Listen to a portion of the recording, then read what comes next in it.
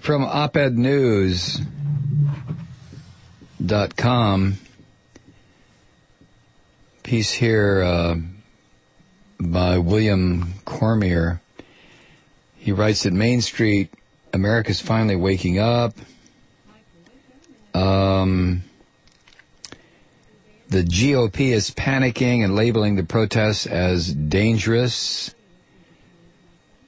anti-American, and worst of all, an attack on freedom.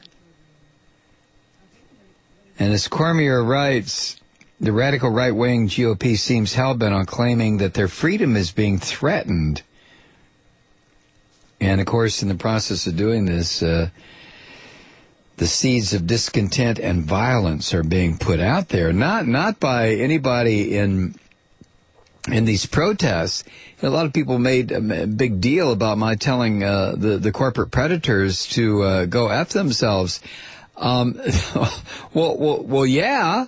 That's to the corporate predators who are causing the destruction. What are we supposed to say? Ooh, welcome. Here, let me give you a big old kiss and a hug and continue to rape and pillage and destroy my country? This is the part I don't get. But Beck is out there telling people that the violent left is coming to kill, to bankrupt, to destroy. That would be funny. Except for the fact that Glenn Beck, a coward all the way down to the bottoms of his goddamn filthy feet, sits in his ivory tower and eggs on people in his audience who he knows are borderline psychopaths, because he is too, hoping to trigger something really terrible. This is what Beck and Hannity and the rest of these punks live for. Apparently he was at the Voters Value Summit Saturday. Voters Value? Are you kidding me? And according to what I have here in his speech, he said, quote, hate is on a scale and is growing at a planetary scale of unprecedented size, end quote. Well, by people like you halfwit, you and O'Reilly and the rest of you people on the right. No, it's just, I don't know. I don't know how to deal with it. He said, quote, the violent left is coming to our streets, all of our streets, to smash, to tear down, to kill, to bankrupt and destroy. It will be global in its nature and global in its scope. You can almost hear him licking his lips, just anticipating something terrible. Yeah, Glenn, they're coming for you, all right, in your mind. In your crazed mind, the violent left is all over the place. They're in your closet. They're under your bed. They're in your head. Yes, Glenn. I mean, you can't go take a leak, Glenn, without the possibility that some, I don't know, bomb-throwing left-winger is going to leap out of the towel closet and cut your head off, right? Ah!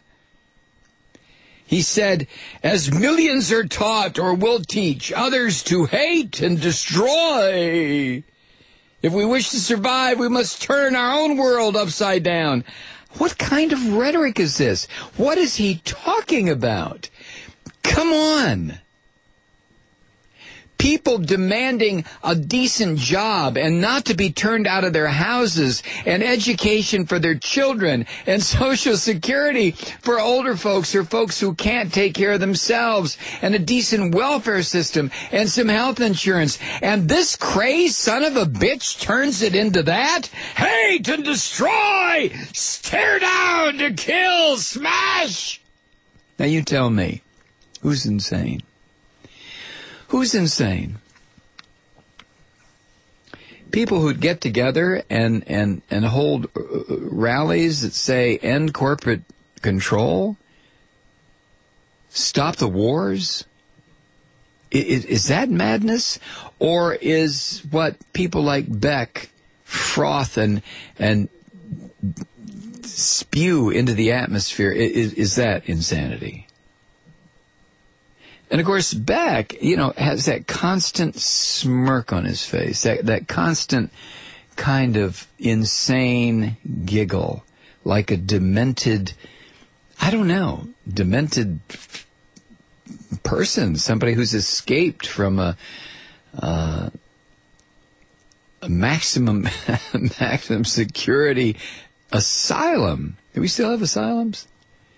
Critical care center. I don't know what they're called now.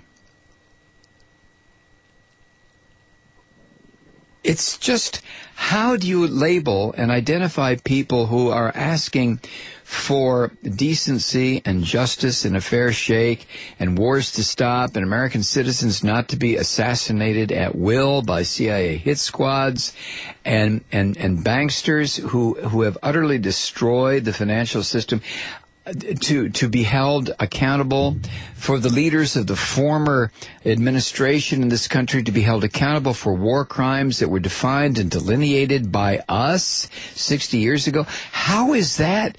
I mean, what about that strikes such terror into the hearts of these right-wingers to the point where they have to start screaming about the liberals are coming and they're going to kill us. Ah!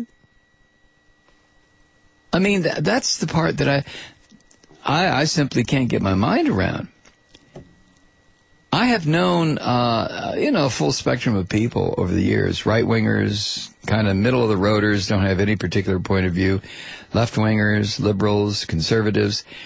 And in every single instance, the people on the political right are terrified of everything.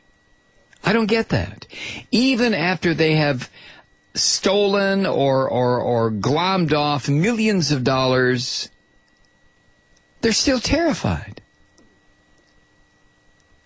And the people on the so-called left or the liberals or the other side of the spectrum are usually sane, fairly happy, unless they're facing, the kind of ugliness that life can throw at you sometimes. And when people finally say, look, we're tired of the disparity. What is it about right-wingers that they don't understand that the bosses make 400, 500, 7, 1,000 times what they make? And the right-wingers who support these crazy bastards will never have anything. I don't know what they think they're going to have. It's all based on things. They want things. Well, I want to drive a Mercedes. I want to live in a 40,000 square foot house, and therefore I have to protect the 1% that are sucking my blood so that maybe in my fantasies I can have a 40,000 square foot house and a Mercedes. I mean, as if those things really mattered. But to think that you'll ever be invited into the clubhouse, no. You'll always be left outside the gate, right-wingers. You Republicans, you're never going to get inside the big house with the people who are manipulating you. Never.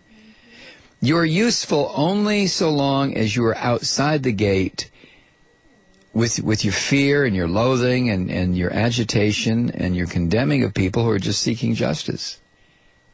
Decency, honesty. I can't understand any of this stuff. I really can't. Beck saying that they will drag us out into the street and kill us. Oh, my God. I mean, it is fully understood and accepted by everybody in America, including the people who follow him, that he's a madman. He's just totally paranoid, completely paranoid.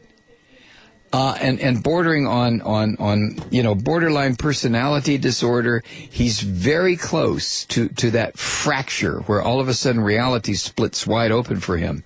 And the only question here is how many people are going to follow him into the crevice when he goes. But to say that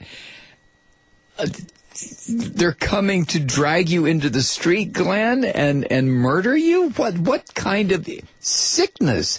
What kind of slop do you drink, eat, or smoke when you get up in that rarefied air of the top 1%, are you, well, of course you're insane. But to say that Occupy Wall Street is an attack on freedom? Wow.